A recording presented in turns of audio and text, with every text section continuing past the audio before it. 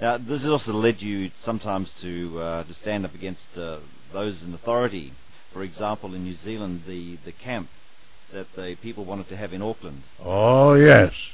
That was one of the highlights of my ministry in New Zealand.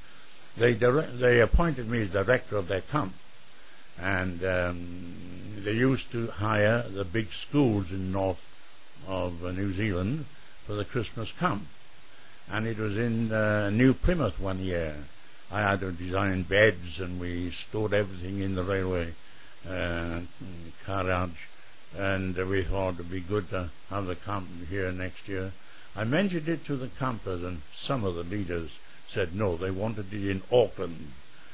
And I said, all right, I'll let you know. I went home and waited on God. 6 months before the camp was due, I decided we will have it in New Plymouth the second year. I got letters of protests. Some of the ministers said, Tom, we think you've made a mistake. I said, no, I haven't.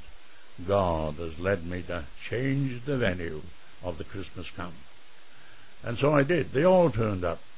8 o'clock on the